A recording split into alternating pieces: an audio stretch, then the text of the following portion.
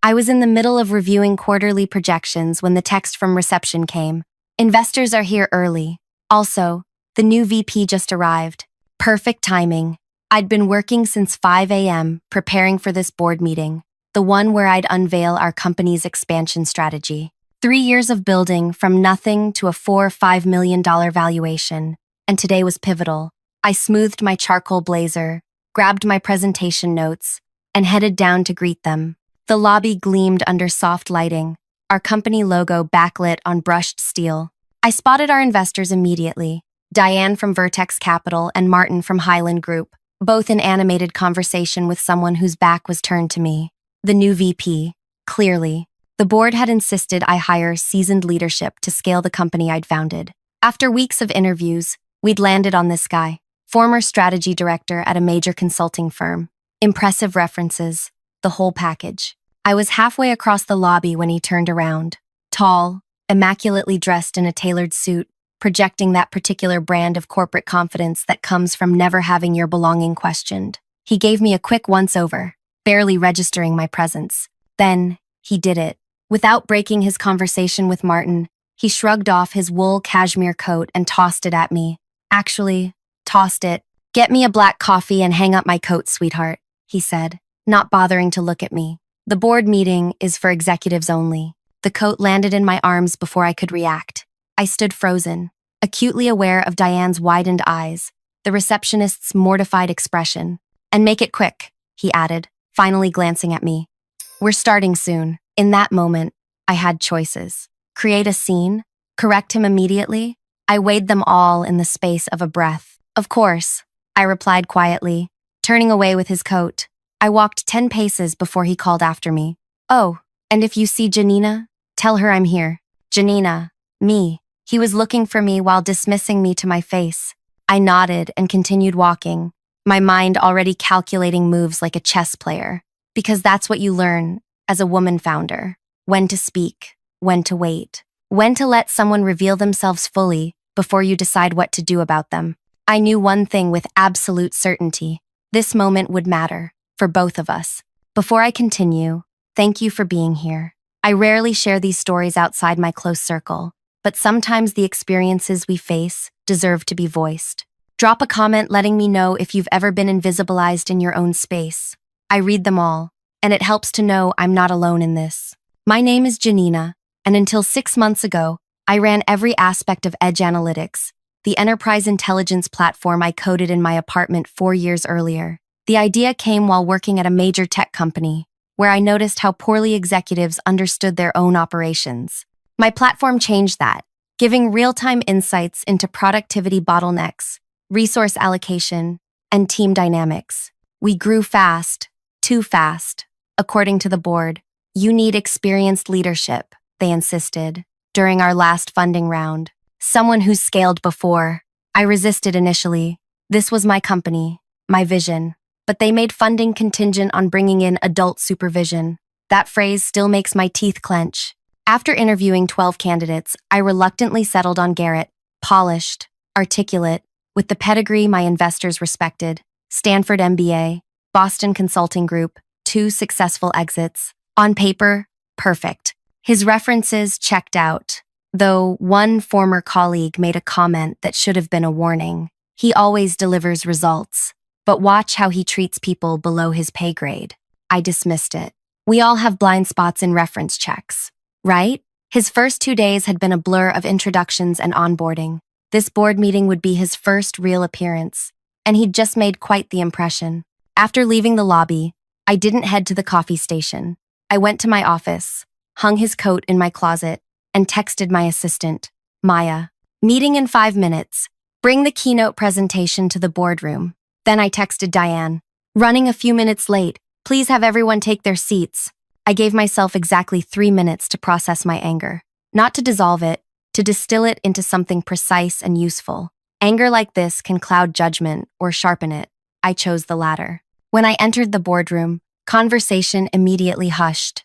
8 people sat around the mahogany table, including Garrett, who was mid-anecdote about some consulting triumph. "Sorry I'm late," I said, taking my place at the head of the table.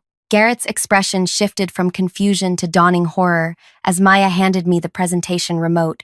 Before we begin, I continued smoothly. I believe introductions are in order. I'm Janina Chen, founder and CEO, and you must be Garrett Phillips, our new VP of Operations.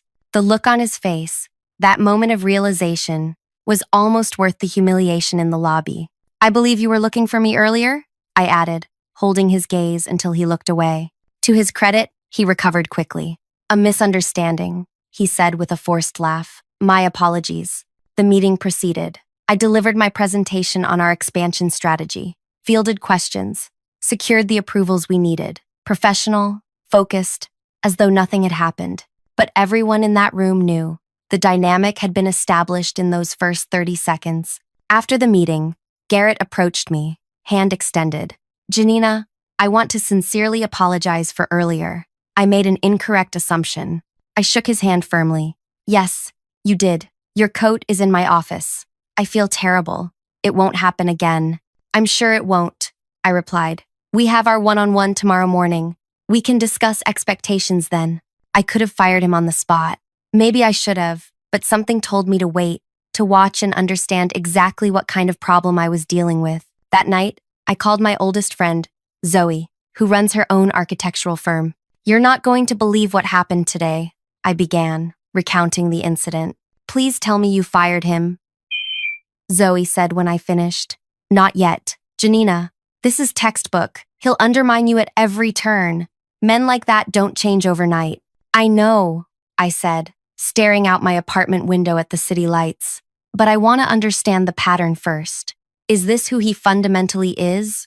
Or was it a terrible first impression? You're giving him too much benefit of the doubt. Maybe, I admitted. Or maybe I'm giving myself time to decide the most effective response. The truth was more complicated. I'd fought too hard to build this company, to make impulsive decisions, even justified ones. Firing our brand new VP without documenting a pattern would create board problems I didn't need. But more than that, I wanted to understand exactly what I was dealing with. The following morning, I arrived at the office early, reviewing Garrett's personnel file before our meeting. His resume was flawless, his interview notes impressive. On paper, he was exactly what we needed. He arrived 5 minutes early for our 9 a.m. meeting, knocking on my open door with uncharacteristic tentativeness. Come in, I said, gesturing to the chair across from my desk. Coffee? No, thank you, he replied, clearly uncomfortable with the role reversal. I studied him for a moment. In another context, he epitomized executive presence, confident posture, articulate speech, that particular quality of assumed belonging that came from a lifetime of institutional validation. Yesterday was unfortunate, I began. But it happens. What matters now is how we move forward. Relief flooded his features. I completely agree. It was an honest mistake that won't happen again. Tell me, I said, leaning forward slightly. What made you assume I was an assistant? The question caught him off guard. He began, then paused. I was expecting the CEO to be in the boardroom already. The meeting wasn't scheduled to start for another 20 minutes. Right. I suppose I just made an assumption. It was wrong, and I apologize. I nodded slowly. Garrett, I selected you for this position because your experience complements what we've built. The board wanted seasoned leadership, and your track record is impressive. But for this to work, we need absolute clarity about roles and expectations. Of course, he said quickly. I'm here to support your vision and help scale operations. Good, because while I value your expertise, this is still my company. I built it from nothing. Every line of core code, every initial client relationship, every aspect of our culture that came from me and the team I assembled. His expression remained carefully neutral, but something flickered in his eyes. Doubt? Reassessment? I couldn't quite place it. I understand completely, he said. For the next hour, we discussed his onboarding plan, his responsibilities, and immediate priorities. He was engaged, offering thoughtful insights about operational inefficiencies he'd already noticed. Had yesterday been simply an unfortunate first impression? Over the next 2 weeks, the answer became increasingly clear. It wasn't. In his first executive team meeting, he interrupted our chief marketing officer, Layla, 3 separate times, talking over her marketing strategy presentation, Yet, when Ryan from product management spoke, Garrett listened attentively. During client calls, he routinely directed technical questions to male team members, even when I was the most qualified person to answer. In one particularly telling moment, he stepped in front of me to shake hands with a potential investor, effectively positioning himself as the primary decision maker. Each incident was subtle enough to seem accidental in isolation, but the pattern was unmistakable. I started keeping notes, time-stamped and detailed. Then came the strategy session, where everything crystallized. We were discussing our enterprise sales approach when Garrett leaned back in his chair, interrupting our sales director mid-sentence. "What we really need," he announced, "is to pivot toward larger clients. The current approach is too fragmented." This directly contradicted the strategy I'd outlined the previous week. "Interesting," I said evenly. "What data are you basing that on?" He smiled with practiced ease. "My experience at BCG. We saw this pattern repeatedly with companies at our stage. He'd almost said your stage, as if he wasn't part of the company but rather observing it from above. "I'd like to see the analysis," I said. "Can you have it on my desk by tomorrow?" His confidence faltered slightly. Of course, that analysis never materialized. Instead, the next day, he forwarded an article about enterprise sales strategies, with key passages highlighted, someone else's thinking presented as support for his position. That evening, I called Maya into my office. "I need you to do something discreetly," I said, closing the door. "Start tracking every meeting Garrett schedules, especially with board members or investors." Maya's eyebrows rose. "You think he's going around you?" "I think he's establishing parallel lines of communication." "Just watch and document." Maya had been with me since the beginning. My first hire, initially as an assistant, now our chief of staff. She missed nothing. "On it," she said. "And Janina?" The engineering team mentioned he's been asking a lot of questions about the architecture and codebase, technical questions beyond the scope of his role. I nodded slowly. Interesting. When she left, I opened my laptop and reviewed Garrett's employment contract, focusing on the intellectual property and non-compete clauses. Something felt off, and I'd learned to trust that instinct. 3 days later, Maya forwarded an email that confirmed my suspicions. Garrett had scheduled a casual lunch with Martin from Highland Group, without mentioning it to me. The calendar invitation included a pre-discussion of strategic options for edge analytics. Strategic options. For my company, without me. That night, I barely slept, moving from anger to strategic calculation and back again. By morning, I had the outline of a plan. Not to fire him. That would be too simple, too expected. No, I needed something that would both protect my company and teach a lasting lesson.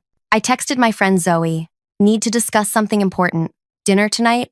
We met at a small Ethiopian restaurant where the ambient noise would ensure privacy. "He's setting up meetings with our investors without telling me," I explained, breaking pieces off the injera bread between us, suggesting strategic options for the company. Zoe's eyes narrowed. "Like what? Selling? Replacing you?" "I don't know yet, but I do know he's been unusually interested in our proprietary algorithms. He's asking engineers about implementation details that have nothing to do with operations." "That sounds like he's gathering intelligence," I finished, "possibly for competitors, or preparing for some kind of power move." Zoe set down her glass. "You need to fire him, immediately. If I fire him without documented cause, the board will question my leadership. He's been careful to maintain plausible deniability with everything. Plus, firing him doesn't solve the underlying problem, which is that men like Garrett keep failing upward because no one ever makes them face consequences." I outlined my plan to her. It wasn't simple termination. It was education. That's... Zoe paused, searching for the right word. Elegant and slightly terrifying. "Is it too much?" I asked. She shook her head slowly. "No, it's exactly enough." The next morning, I scheduled a one-on-one with Garrett for later that week. Then I began my preparations. First, I met with our legal counsel, Tessa, explaining my concerns without revealing my intentions. "I need to understand our options if we discover a breach of confidentiality or conflict of interest," I said. "Depends on the severity and evidence," Tessa replied. "But your employment contracts are solid, especially for executives." "What about recording conversations in our offices? What's the legal standing there?" She gave me a measured look. California is a two-party consent state for recordings. However, your employment agreements include consent to recording in company spaces for security and compliance purposes. I nodded. Good. Next, I spoke privately with our head of engineering, Dev, who'd been with me almost from the beginning. I need you to do something unconventional, I said, explaining my concerns about Garrett's questions regarding our system architecture. Dev leaned back, his expression darkening. Now that you mention it, his questions have been targeted, very specific to our proprietary methods. I want to create a sandbox environment, I explained. A version of our system that looks real, but contains subtly modified code. If that code ever appears elsewhere, we'd have proof, Dev finished. I can set it up so only specific credentials C would access that version. Perfect. With those elements in place, I met with each executive team member individually, carefully gauging their experiences. With Garrett, a pattern emerged. He cultivated allies among the men while subtly undermining the women. He'd taken credit for Layla's marketing strategy in an investor email. He'd dismissed our CFO Rachel's financial projections as overly cautious in a board update. By the time our scheduled one-on-one arrived, I was prepared. Garrett entered my office with his usual confidence, settling into the chair across from me. Janina, he greeted me. I've been looking forward to this. I have some exciting ideas about our enterprise strategy. Before we get to that, I said, sliding a folder across the desk, I'd like to discuss these. He opened the folder to find printouts of emails he'd sent to Martin and two other board members. Emails discussing leadership structure concerns and execution risks under current management. His expression shifted from confusion to wariness. These were confidential communications with my board members about my company's leadership, specifically questioning it. I kept my voice calm. Did you think they wouldn't share these with me? He recovered quickly. Janina, you're misinterpreting this. I was simply providing my professional assessment, which is what you hired me for. No, Garrett, I hired you to strengthen operations, not to undermine my position with investors. He leaned forward, voice dropping into what I recognized as his persuasion register. Look, this industry moves fast. The board brought me in because they know companies like this need experienced leadership to scale. I'm trying to help position you, for success. By suggesting I might not be the right person to lead the company I founded? That's not, he stopped, recalibrating. I think we're having a communication breakdown here. My intention was to highlight areas where my experience could complement yours. I studied him for a long moment. You know what's interesting? You've been here nearly a month, and you've never once asked about my background or expertise. Did you bother researching me before accepting this position? He shifted uncomfortably. Of course. Your entrepreneurial story is impressive. My entrepreneurial story, I repeated. Not my technical background, my patents, my 5 years leading development teams at Oracle before founding Edge. His silence was answer enough. Here's what's going to happen, I continued. We're going to try an experiment. You clearly believe there are leadership gaps I'm not addressing. So prove it. For the next month, I want weekly strategy documents from you.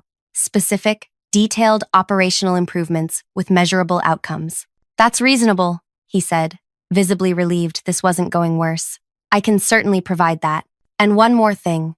I'm restructuring how you'll integrate with the team. Starting Monday, you'll spend one full day with each department: engineering, product, marketing, sales, customer success, not leading or directing, observing, learning how we actually operate before proposing changes. His smile tightened. I've already met with those teams. Meeting isn't understanding. You'll start with customer success, handling support tickets, joining troubleshooting calls. Then, a day with sales, making actual calls. Then engineering.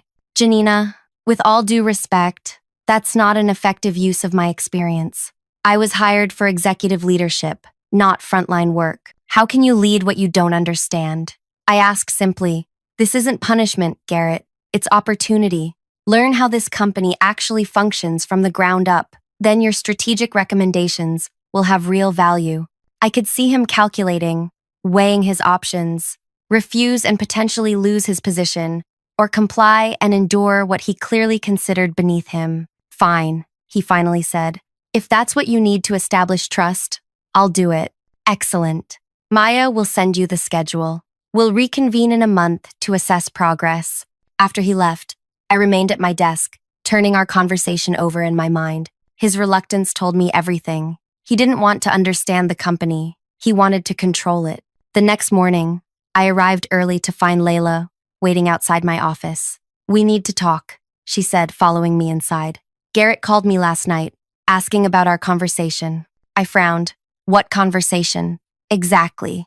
We never had one. He implied you'd raised concerns about my marketing strategy and wanted my side of the story. He was fishing for division." My suspicions solidified into certainty. "Thank you for telling me. Janina, what's really going on with him?" I considered how much to share. Layla had been with me for 2 years. Loyal, brilliant, essential to our growth. I said carefully. Garrett was hired with certain expectations about his role here. Expectations that may not align with reality.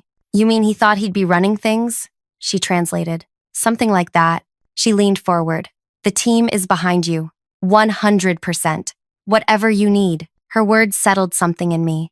I wasn't fighting this battle alone. "Actually," I said, "there is something you can help with." The following Monday, Garrett reported to the customer success department as directed, his displeasure barely concealed beneath professional courtesy. Priya, our head of customer experience, later told me he spent most of the day on his phone, paying minimal attention to the support processes she was explaining. He kept saying things like, "I'm just trying to get the big picture," whenever I asked him to actually try handling a ticket, she reported. On Tuesday, he shadowed the sales team, but refused to make actual calls, instead observing and taking occasional notes. By Wednesday, with engineering, his true interests became clear.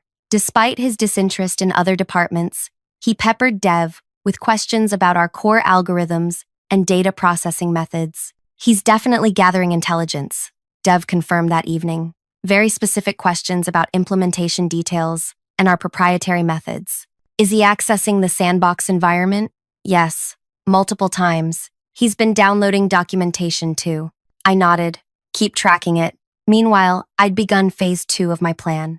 I scheduled a special executive committee meeting for Friday afternoon. "Quarterly strategic review," the invitation read. "All department heads required. Please prepare 5-minute updates on key initiatives." When Friday arrived, the conference room filled with our leadership team. Garrett positioned himself prominently near the head of the table, next to where I would sit. I noticed he'd dressed particularly well. Custom suit, expensive watch prominently displayed, ready to impress. I entered precisely on time, Maya behind me with her tablet. "Thank you all for being here," I began. "Before we start department updates, I have an important announcement." The room quieted. The board has approved a new executive position, Chief Innovation Officer. This role will spearhead our next-generation products and represent edge analytics at major industry events.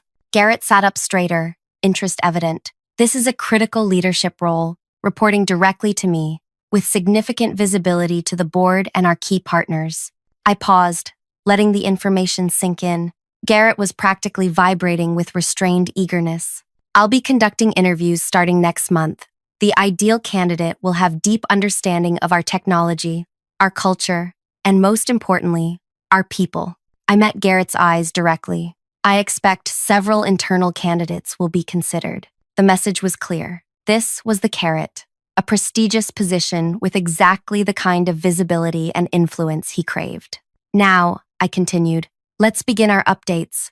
Layla, would you start us off with marketing?" As the meeting progressed, I watched Garrett carefully. He was fully engaged now, asking thoughtful questions, offering genuinely useful insights. Amazing how the prospect of advancement could transform his behavior. After the meeting, he approached me. "Janina, that new position sounds fascinating. I'd like to discuss it further when you have time." "Of course," I replied. "In fact, why don't we talk about it during our one-on-one next week? I'd be interested in hearing your thoughts on the role." His smile was genuine for once. "I appreciate that. I have some ideas already taking shape." As he walked away, Maya gave me a knowing look. "Hook set?" she murmured. "Deep," I confirmed quietly. "Now we reel him in."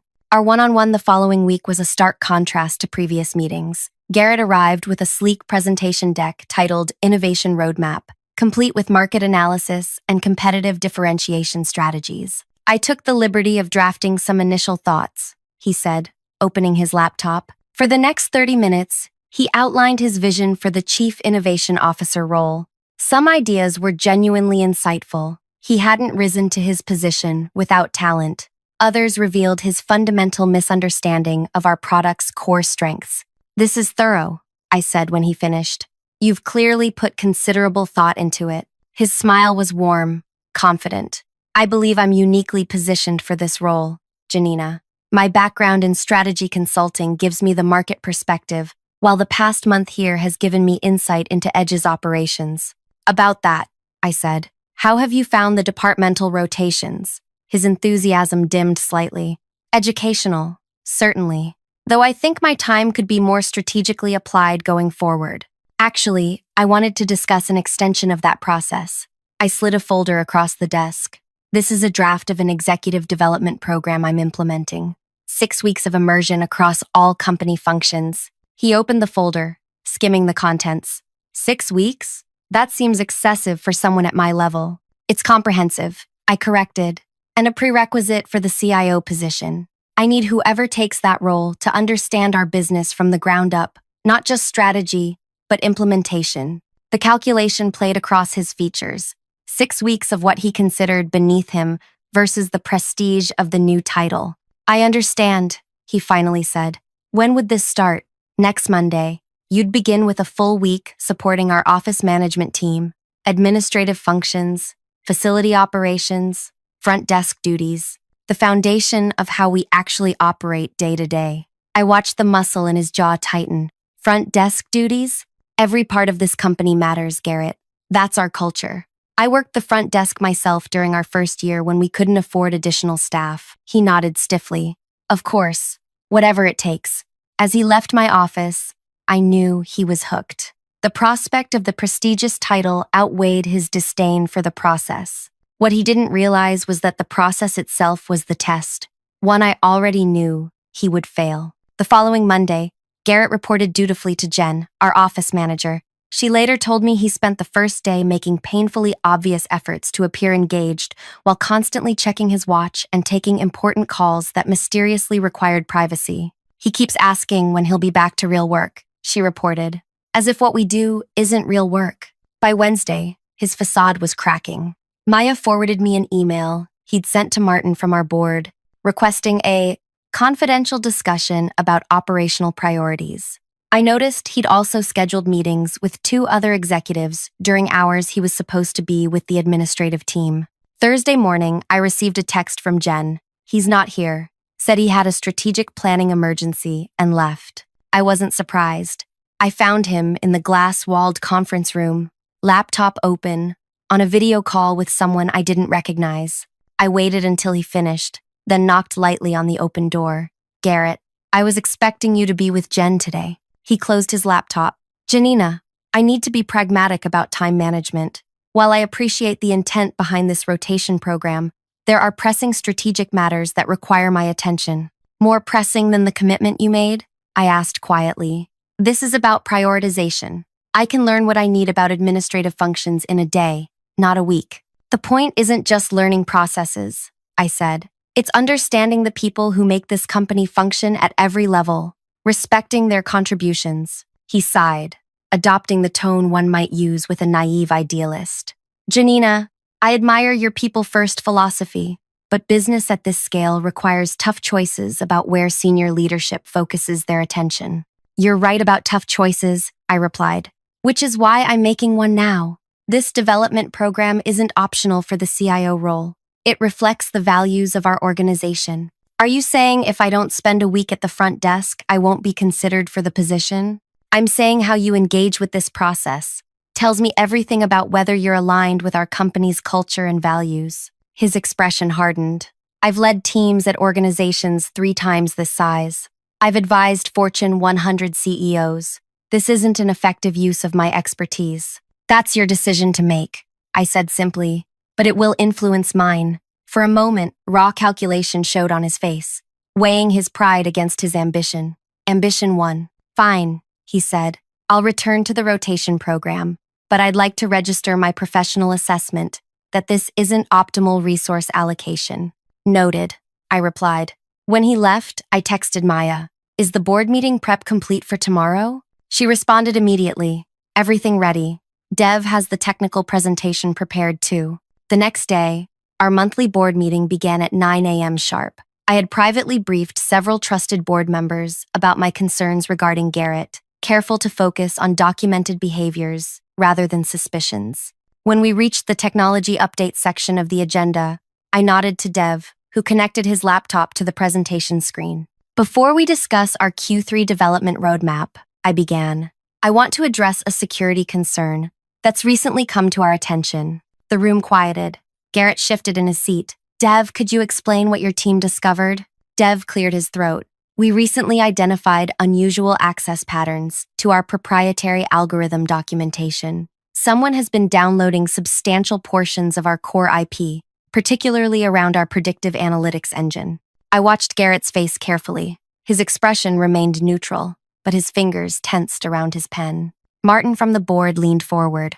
Are you saying we've had a security breach? Not external, Dev clarified.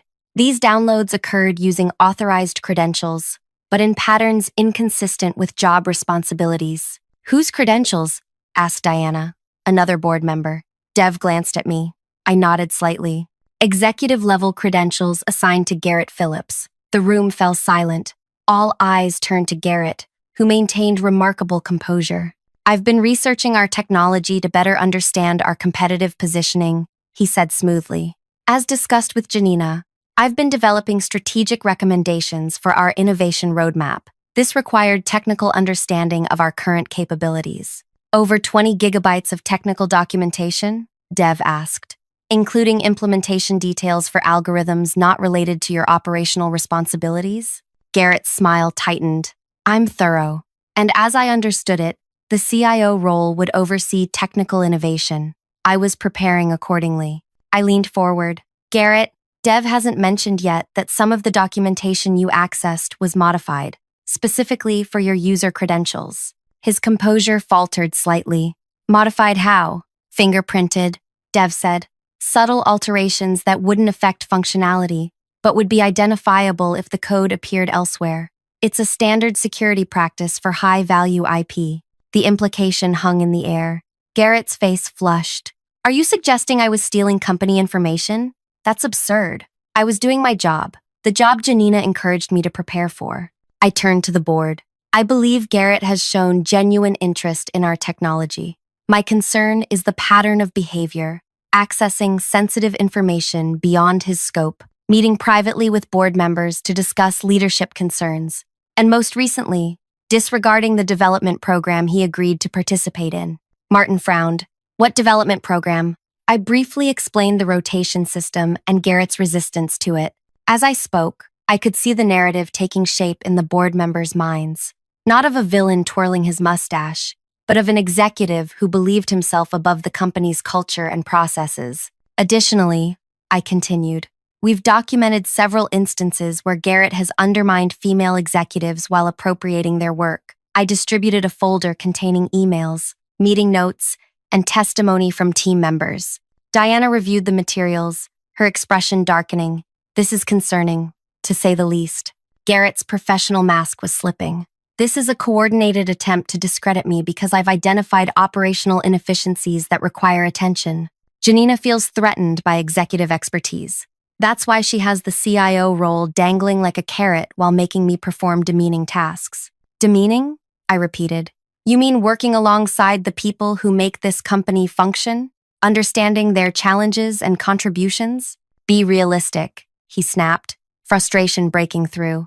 A VP shouldn't be answering phones or making coffee.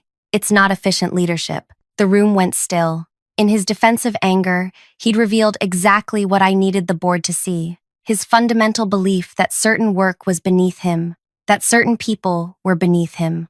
Martin cleared his throat. Garrett, would you give us a few minutes with Janina, please? Garrett stood, straightening his jacket.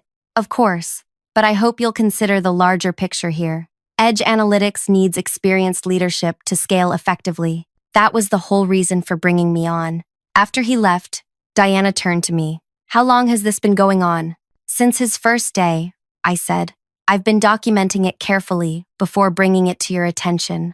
I wanted to be certain this wasn't just an adjustment period. And the CIO position?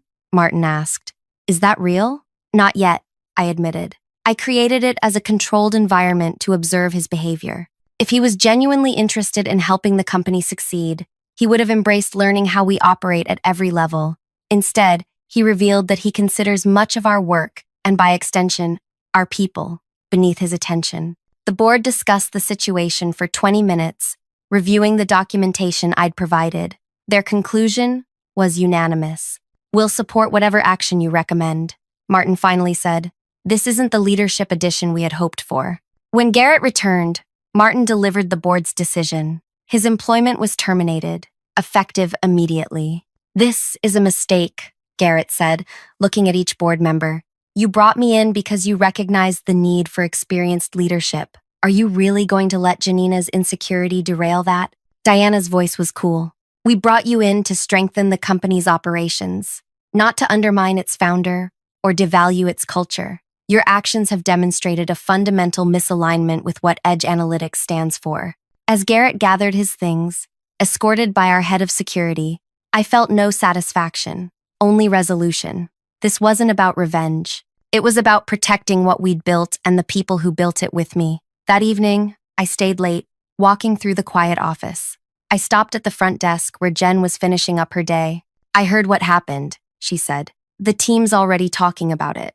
What are they saying? I asked. She smiled. That you see everything, and that you'll always have our backs. This company works because everyone matters, I said. That's not ideology. It's how we succeed. Well, we appreciate it. And for what it's worth, he was terrible at answering phones, kept transferring calls to the wrong departments. I laughed. Somehow that doesn't surprise me. As I walked to my office, I thought about tomorrow's all-hands meeting, where I'd need to address Garrett's departure. This wasn't the end of our challenges. The board still wanted experienced leadership, and I'd need to find it. But at least now they understood the kind of leadership we actually needed. My phone buzzed with a text from Zoe. Heard the news. You okay? I typed back. Better than okay. Clear. There's a certain clarity that comes from standing your ground, not in anger or revenge, but in the simple defense of what matters. The company I'd built wasn't perfect, but its foundational values were worth protecting. The belief that everyone's contribution mattered, that respect flowed in all directions, that no one was above the essential work that kept us running. In the end, Garrett wasn't defeated by some elaborate scheme. He was undone by the simplest of tests, the willingness to see value in work he considered beneath him, to recognize the humanity in those he thought invisible, and that, perhaps, was the most revealing lesson of all. If you enjoyed this story about standing your ground against workplace discrimination, please leave a like and subscribe. I'm curious, what would you have done in Janina's situation? Would you have confronted Garrett immediately in the lobby or taken a different approach? Your comments always make these stories more meaningful.